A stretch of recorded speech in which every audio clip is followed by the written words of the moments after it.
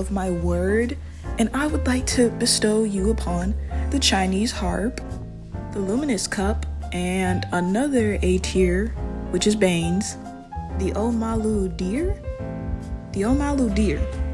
Now, I'm gonna read off some stuff to you because I've been doing research for a while. I just haven't been able to make some videos. This video is like 19 minutes long. I'm gonna probably shorten it a lot.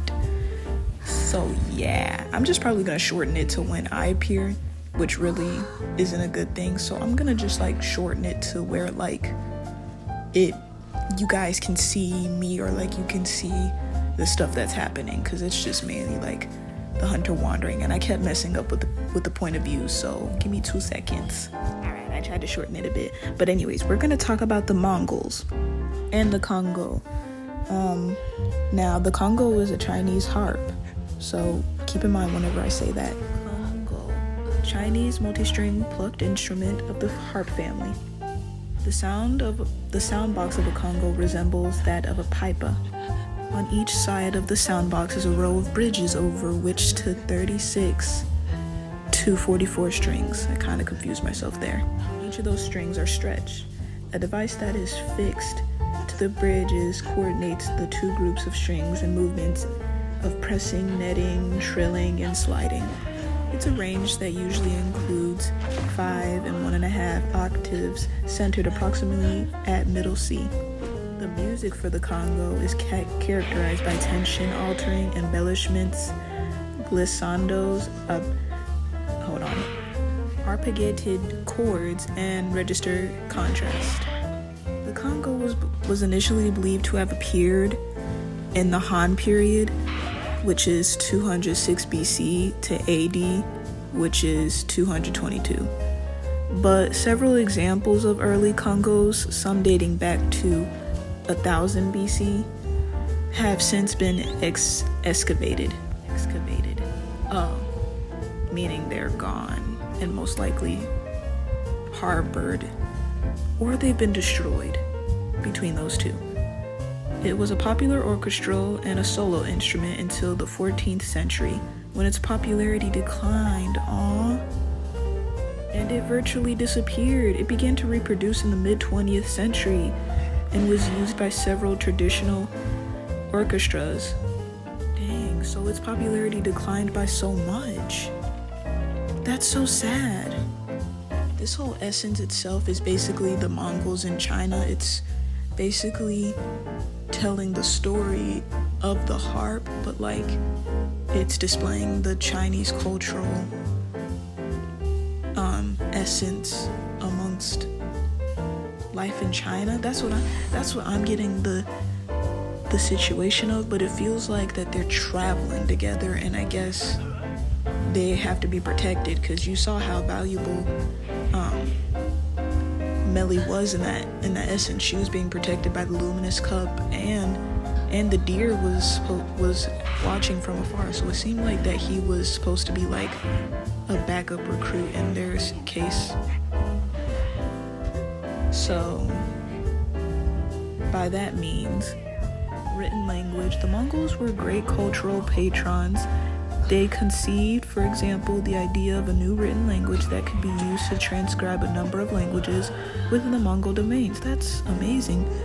The Kublai Khan commissioned the Tibetan, which is a developed new script, also known as the square script. Oh my goodness, I can't read most of this, but I will send the links in the descriptions below. This is amazing.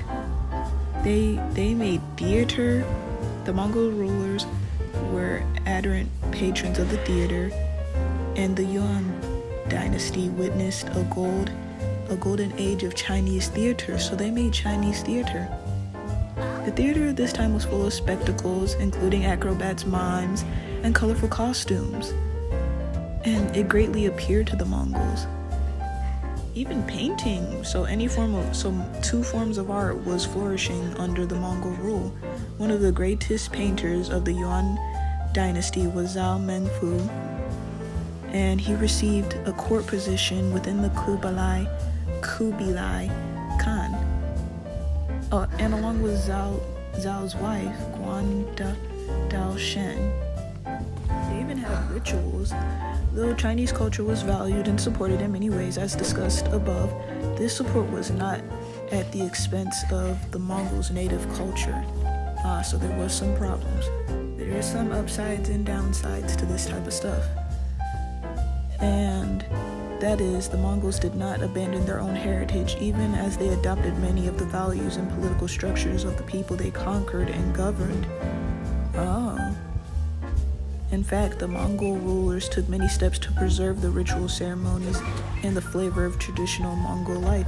For example, the ritual scattering of mare's milk was still performed every year, and before battle, they were the sky god, Tengeri. They were still poured. Libatations of kumis, alcoholic drink made of mare's milk, were still poured, and the assistance of the sky god is still invoked. In fact, traditional Mongol shamanism was well supported, and the shamans had position of the Kubilai Khan's court in China. For the mispronunciation, I hope this comes off as informative to you guys. Informant. I hope this comes off as informing. Oh my gosh, so many mispronunciations that shouldn't have happened. In addition to this, the many Mongols continue to wear their native costumes of fur, which goes back to homeboys. Hold on, let me show y'all. It goes back to these two. They were wearing fur coats and stuff. I don't think Melly was wearing something fur related. You guys can look at it as well though. She wasn't, but she looks to be dressed as royalty, so that means she must have been royal related, and that's why they were defending her with all their might. She was most likely their leader. That's what it was. It's nice. It's really beautiful. Like the way they just display each form of cultural assets within this essence, and especially with the Mongols. I've never heard of the Mongols until like now, and from TikTok and all that stuff. So guys, make sure to do your research. No matter what, even with all these different cultures, you still need to do research. And you can look at some photography to see the Mongol cultural festivals, and it's still being celebrated today. Alright, luminous cup. The outfit's really nice. You can tell that they put their foot into that one. Now, based on this particular costume, luminous cup, known as the Yangguan Jade Cup, is a rare drinking vessel that glows in the dark. Ooh, hence the name. The cup is made of fine jade quarried from Mountain Chiline. I apologize. Containing abundant mineral substances. Using the cup to drink is so good for the people's health. I did not know that. She's literally like a medical attendant towards barmaid, medical attendant. Okay, smart. Netties, that was very smart of you. As for the name, it's called Mount Chiline. Type that in. I really hate mispronouncing words. Alright, that's everything I've learned so far. Now I just need to put everything in the link in the description, and then you guys will be able to learn, and you guys will be thanking me later on every time you see one of those, and you'll be able to appreciate some Chinese culture some more. Yay! Everybody gets to learn. I get to read. I think that's the best part about all this, is that I get to read. I hope you guys enjoy the rest of the video, and also make sure to appreciate Netties for actually, like, being willing to share some of their culture. I know that we've had our differences with Netties, and then they are a little bit stubborn when it comes to doing research on other cultures, but if we just keep pushing and doing research together, maybe they can learn from us at the same time. As a bit annoying as that sounds, I know nobody wants to do research for a company that should be doing research themselves, but sometimes it's warranted. That doesn't mean feel bad, but like at the same time, just take into account that sometimes not everybody in the game's gonna know what some costume is about, and they're not gonna know the history or the negative history behind it. So just don't bash them. Make sure to just you know, bash the people who made it or like who created it and who caused it to become what it is right now.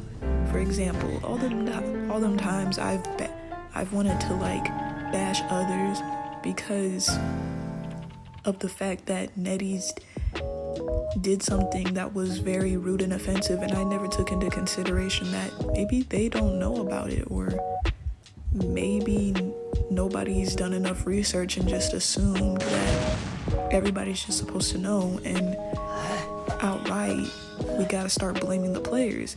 No, as people have said, don't hate the player, hate the game. And I don't hate this game, I just dislike how the creators of it don't take into account that some of the stuff that they display is causing a negative feedback onto other cultures. And I know they wouldn't want that for themselves, so it's best to not do that to other cultures. It's just a moment of double-edged sword. Don't do that to the other culture, and I would hope that nobody else does that to them, because that's disrespectful outright. And we shouldn't bash another culture because they bashed another culture. I know what you're thinking, but they did it first. We can't blame everybody of that culture because of their wrongdoings. It's the same with the people within other cultures. If they do something bad, we cannot bash everybody else in it. It's not fair to them. So anyways, my point is that I hope you guys enjoyed the rest of this video, and I hope you guys will take into account that this display of their culture is really beautiful. You see how they worked their butts off with this, and I hope that maybe they can continue. And along with Anne's new S tier, that was really good. They did pretty good with that, and there was no signs of disrespect at all, and I feel like they're coming a long way, which is something that if we just continue this and continue to like work together on all this, maybe nobody will have to like deal with that struggle anymore. Nobody will have to feel disrespected or go through all that